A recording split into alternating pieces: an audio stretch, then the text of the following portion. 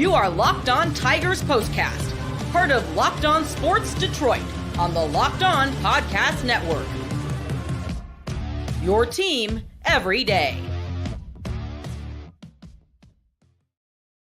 And with that, we welcome you into another live edition of Locked On Tigers Postcast. Thanks so much for making us your first listen, your team every day. And unfortunately, the Tigers could not find a way to pull off the sweep against the Tampa Bay Rays. Still playing a really good brand of baseball. This game had a little bit of everything, some back and forth. The Tigers offense showed some life. We'll talk about that. Jack Flaherty, certainly not his best stuff on the bump, but the bullpen, you felt like the Tigers had a chance to win this one, given the strength of their team being that bullpen, the best bullpen in the bigs coming into tonight's game. But unfortunately, the bullpen is what let the Tigers down this evening, and they go back with an off day tomorrow before starting a weekend series against the Royals. So that said, I think you look at the road trip as a whole, you feel pretty good. Welcome into this edition of Locked On Tigers Postcast. I am your host, Jake Riepma. You can follow me on Twitter or unfollow me for that matter at Jake_Riepma. You guys know, formerly with 97.1 The Ticket, but fired up to be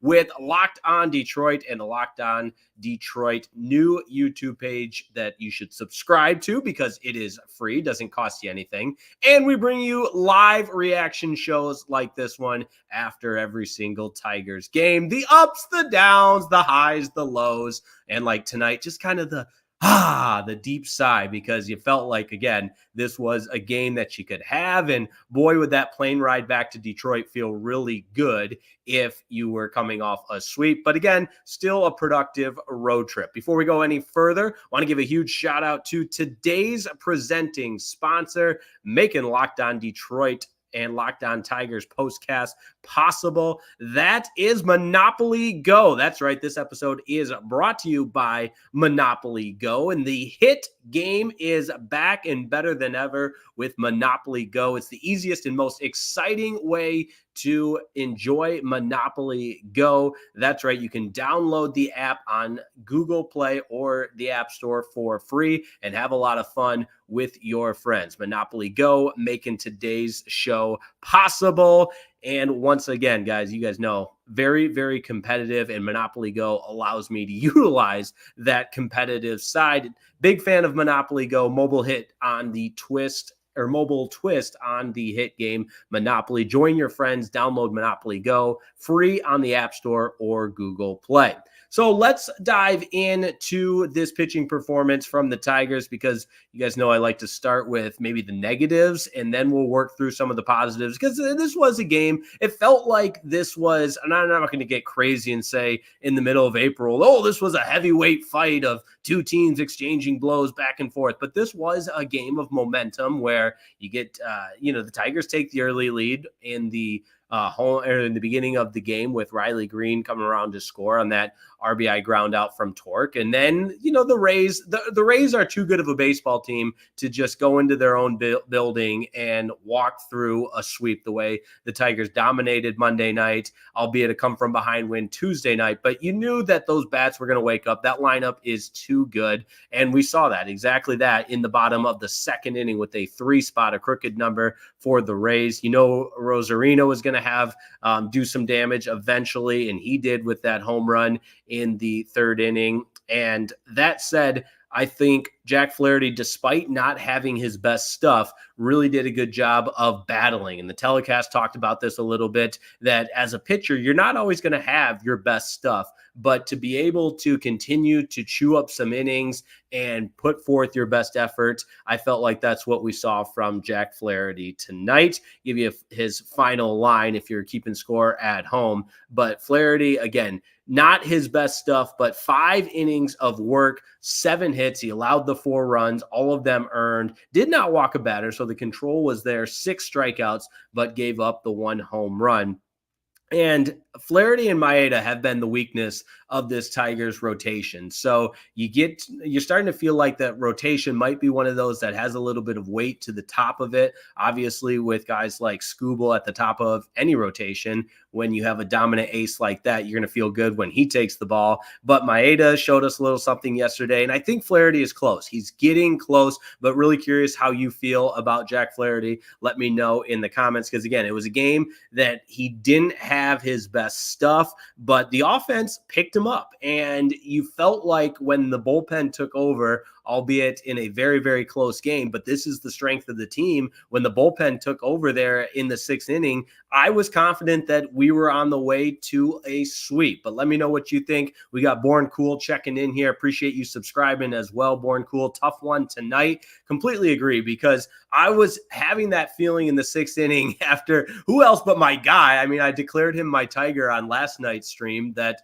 Buddy Kennedy is my guy. He has the RBI to tie the game, followed by who else but Javy Baez. And here's the portion of the program. Say something nice about Javy Baez. He absolutely smashed that go-ahead double in the 6th inning.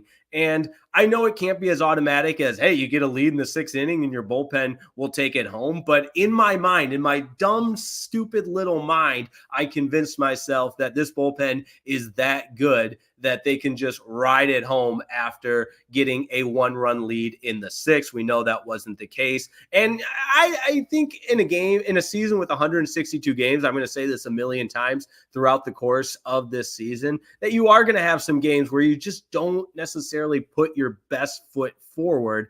And despite the offense showing signs of life defensively, there was a few plays all the way back into when the Rays got those runs in the bottom of the 2nd inning, that throw over to third that could have gunned down a runner from Jake Rogers. That's a play that needs to be made. That's you make that play and Veerling applies the tag, then that's one less run that comes around to score for the Rays. But at anywho, the final score in this one, the Tampa Bay Rays are able to earn the win over the Detroit Tigers and by a score of 7-5. So Jack Flaherty, again, not his best night. Will Vest is the one that gives it up. He gets the loss, his first loss of the season, just 1 inning, 3 hits, 3 earned runs, and the 1 strikeout. So let's go to that 7th inning where things went wrong, and there's no other way to play it. This is the portion of the program where I bring up, and especially if we're playing the Rays, you can count on me bringing up Isaac Paredes, because how did that 6th inning start? Well, with a leadoff double from Isaac Paredes. So anytime Will Vest, or any pitcher for that matter, when you give up the leadoff double, obviously you're in retreat mode, especially in such a tight 1-run game like the Tigers were in. You get the leadoff double from Isaac Paredes. Rosario grounds out to second. Paredes gets moved up to third. And then this is where it became, again, I felt like, okay, our bullpen is going to do it. Our bullpen is going to buckle down. And despite a runner being on third with less than 2 outs, they're going to find a way to get it done. Will Vest is going to be that guy. And I thought he was. He was really close. He got Ramirez to strike out. And again, you're thinking, all right, 2 outs, runner on third. Here we go, 1-run game.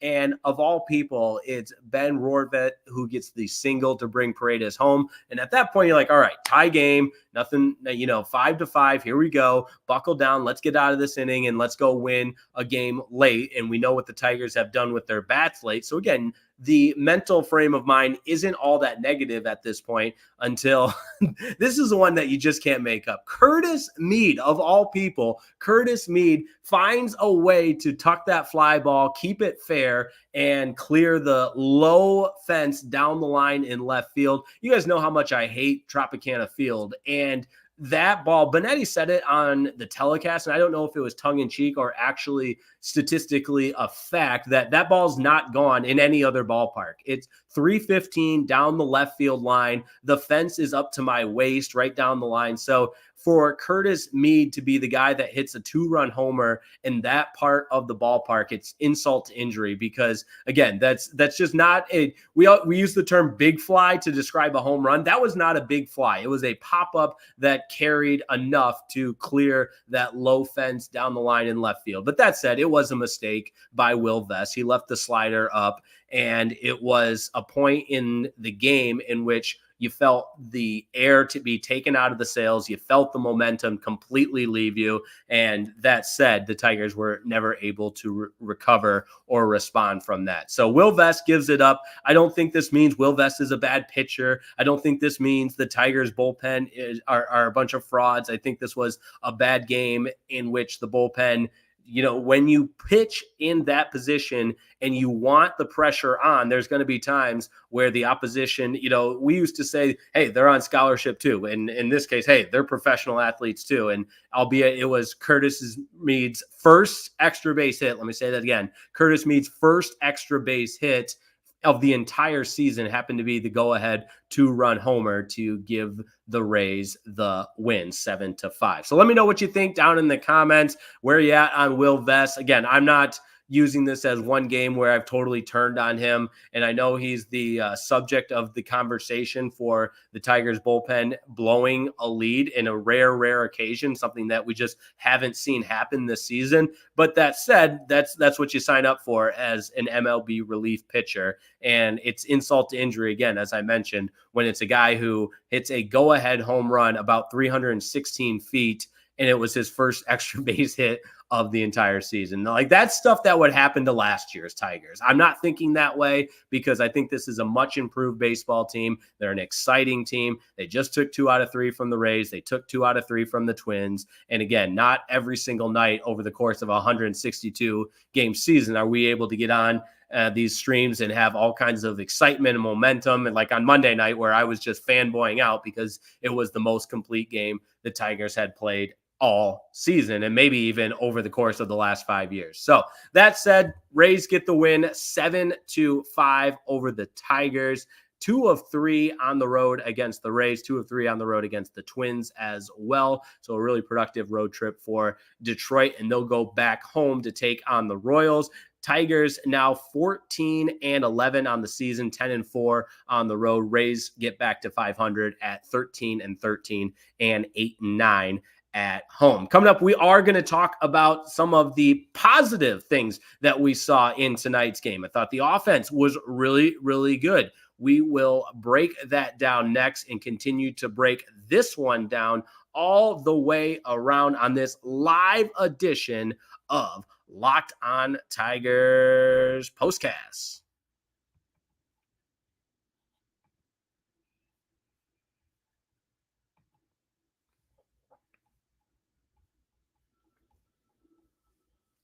All right, today's show made possible by Monopoly Go. We've all been there, right? Either as a player or as a fan. It's halftime and the scoreboard is not looking so good. You're feeling low, not sure your team can pull out a win. And that's when you got to dig deep. You got to lift your head up and say to yourself, time to get back in the game, pull off some bank heists, and maybe take as much money from your friends as you possibly can. That's right. I'm talking about the smash hit mobile game Monopoly Go. It lets you compete with your friends and lets you get the most riches and biggest empire. It's the Monopoly you love, but on your phone. How about that? Exactly what we need. More time on our phone, anytime, with tons of new twists, including leaderboards to compare your progress to buddies. There is so much to do. Don't take my word for it. You got to play yourself. Get back out there, put your game face on, download the Monopoly Go app, free on the App Store or Google Play. And oh yeah, my favorite part, charging other players rent for your iconic properties and watch that money come in. You can even work with your friends to crack open community chests and in tournaments to get extra rewards and climb the leaderboard. So don't waste any more time. Go download the Monopoly Go app. It's free on the App Store or Google Play.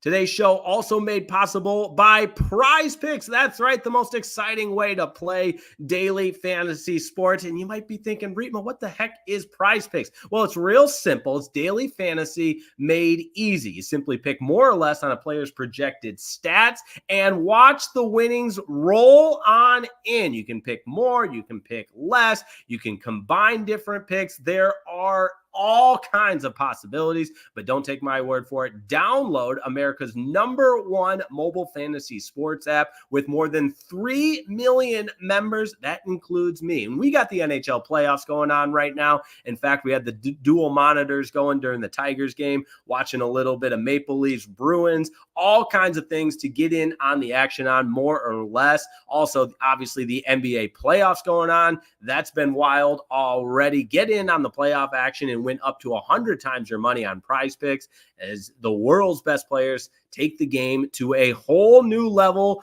during basketball's postseason. Prize Picks has something for every sports fan, from baseball and basketball to League of Legends and everything in between. So how about that? You got to download the app today. Use code LOCKEDONMLB for a first deposit match up to $100. That's right, 100. I did not stutter. Download the app today. Use code LOCKEDONMLB for a first deposit match up to $100. Prize Picks, pick more, pick less. It's that easy.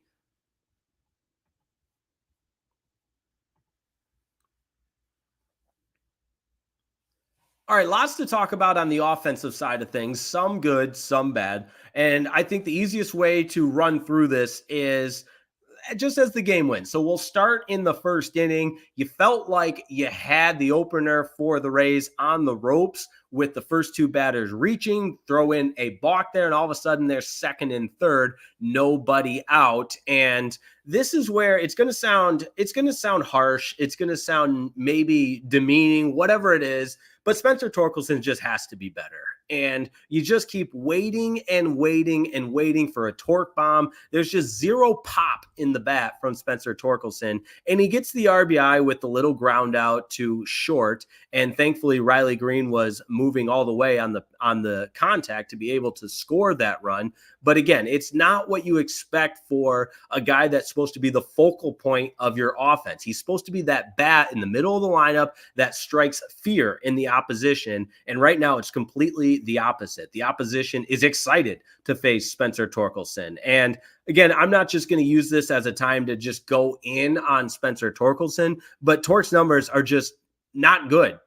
221 batting average, but there's just no pop in the bat. OBP 299, slugging percentage 305. It's just not what you expect from a guy that showed so many signs of promise last year in the second half of the season. The bat was alive and well, all kinds of power to the opposite field, and there's just been none of that. So want to see more from Spencer Torkelson because, again, I felt like the first inning was an opportunity to break the game open a little bit. You just needed a big hit, but instead, with second and third and nobody out, the Tigers just settle for the one run. So let's get to some of the positives there because the offense is showing some life. And I wrote some notes down here while I'm watching this offense. After the offense went a little bit cold, let's jump ahead to the fifth. That's when Mark Canha had the 2 RBIs to cut the lead down to 1. And you felt good again about what Mark Canha can provide for this offensive lineup. I thought he was really, really good again. And if Mark Canha is the only veteran presence in the middle of that lineup that strikes fear in the opposition, then that's what the Tigers have to live with. But again, he continues to be so steady and continues to be exactly what the Tigers brought him in to be. And despite some of the shortcomings of the offense as a whole, I think you point to the consistency of Mark Canha and say, that's a good get. That's a guy that we can build around, and let's hope he continues to bring it. And his strong start is just signs of things to come. So loved what I saw from Mark Canha. And now the really exciting part where, again, I said something nice about Javy Baez already, but Buddy Kennedy just gets me so fired up as a fan, as somebody that's covering this team, what he brings to the table, the web gem play last night and the offense tonight. He sets things up with that tying RBI single. And I was doing the fist pump. I was like, there we go. Buddy freaking Kennedy. Who knew? He also had a long fly ball late in that game that just went foul, but there's pop in that bat. And I'm a fan of Buddy Kennedy. I'm not going to lie to you. I think he brings to this Tigers team a little bit of that spark, that zest, some of the things that you need over the course of a 162 game season, where from time to time it can get monotonous. You're playing every day, but to bring up a guy that's trying to prove himself in the bigs, hasn't yet, and continues to each game do something that makes you shake your head. Okay, here we go. That's our guy, Bunny Kennedy. And to follow that up with the RBI double from Javy Baez, if he can show the plate discipline that he showed in that at bat, we know it's there. And I think that's part of what makes Javy Baez one of the more frustrating players, is because of the possibilities. It's what popular change, the possibilities are endless. That's how I feel with Javy Baez, but we just don't see it on a consistent basis. And when it's not good for Javy, it's really, really bad. And so I think that makes it equally a more frustrating part. But I think with Javy Baez in the last 3 games, for sure, we're seeing what we hope he can be. We're seeing the good side of this seesaw and this back and forth of inconsistent play. But again, when it's good, it's really, really good. He's been really good defensively as well. And I hope this is a series that Javy Baez can build on and continue to breathe life into this Tigers offense and play great defense and make plays on the base pass. And even going back to Minnesota, some of the heads up plays he made. And the broadcast loves to talk about it because I think they sense how much this fan base can't stand Javy Baez at times. So if they can mix in a moment here, a moment there where he's doing something really good, they're going to do exactly right that. Born Cool says he's in on Javy right now. He's starting to figure it back out. I'm with you. I don't hate that take at all. And let me know what else you think in the comments.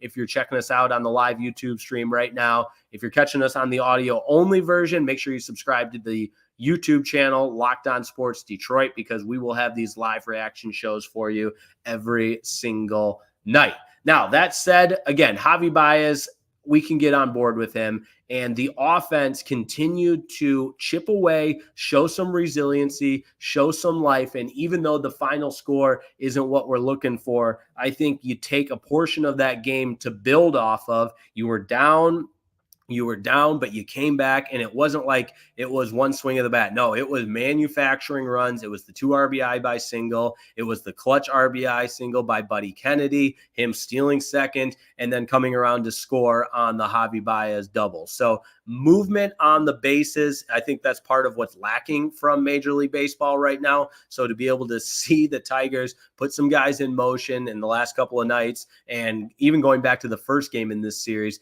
they were all over the base pass. So again, playing that brand of baseball that isn't always sexy, it isn't always the big home runs, but it can win you a lot of games. Now, the portion that needs to hold up their end of the bargain is the bullpen, and we didn't see that tonight. Now, we'll wrap it up with a little look ahead to the upcoming series, as well as our studs and duds. Don't go anywhere. Locked On Tigers postcast continues in a moment.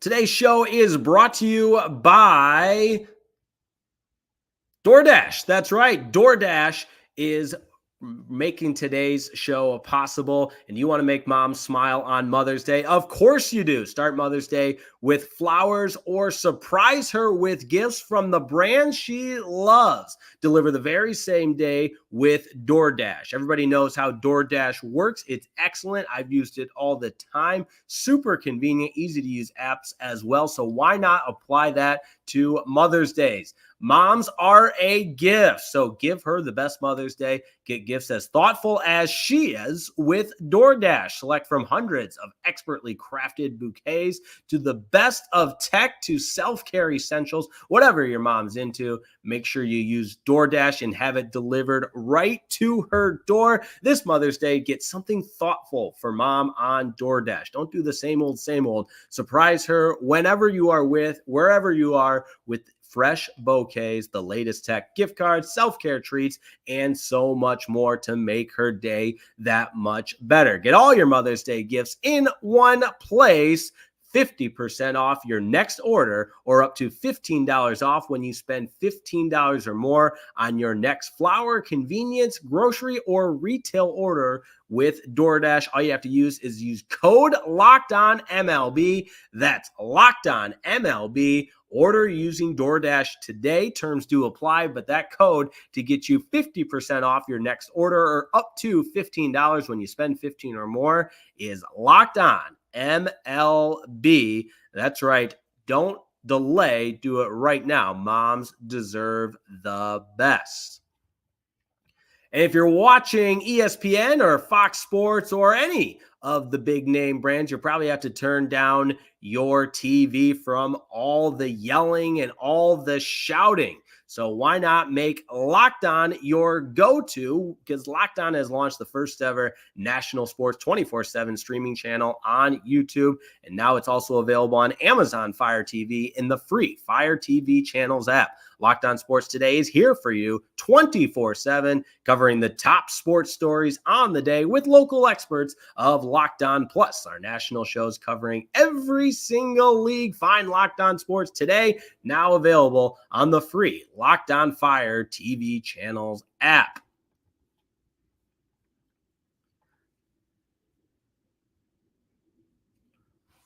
We close it with our studs and duds portion of the program. I'll start with duds. Will Vest, unfortunately, just not his night out of the pen. He's got to be better. And even though, again, it was some tough luck with that Mead home run to the shortest part of the ballpark, you still have to find a way to keep it in the park. That's what hurts you in that point. And it's almost even more frustrating because we saw how good he was to get the strikeout with the runner on third. And even though with less than 2 outs, and you had the chance to get out of the inning with the Tigers still leading, but unfortunately it was not meant to be tonight. So that said, I think Will Vest will bounce back. I'm not worried one bit by Will Vest, just a tough day. And we also have to throw Spencer Torkelson on the duds list for tonight. And again, you just wait and wait for that first home run. I guess we could just leave it at that. It's that simple. We're waiting for that first home run from Spencer Torkelson, but another 0 for 4 night. Did have the 1 RBI in the ground out, so I guess we'll be fair to him. But Torque, maybe it's too much pressure on the guy, but whatever it is, and baseball is a game of failure. I totally understand that. I recognize that. That's the way things go. But you have to find a way to be the guy that you were brought in to be. Because we know it's there. We've seen it. We saw it last year, especially in the second portion of the season. And we need to see it more. We need to see more consistency from Spencer Torkelson. Studs, well, it's Buddy Kennedy, because pretty much anytime Buddy Kennedy's in the lineup, you're going to hear me find a way to get him on the studs list, because he was awesome again tonight with that clutch 2-out RBI single to tie the game. Also shout out Javy Baez with the go-ahead double in the top of the 6th inning, but it was not meant to be. Mark Canha as well with the 2 RBI singles. So that said, a little much needed off day for the Tigers tomorrow before a crazy weekend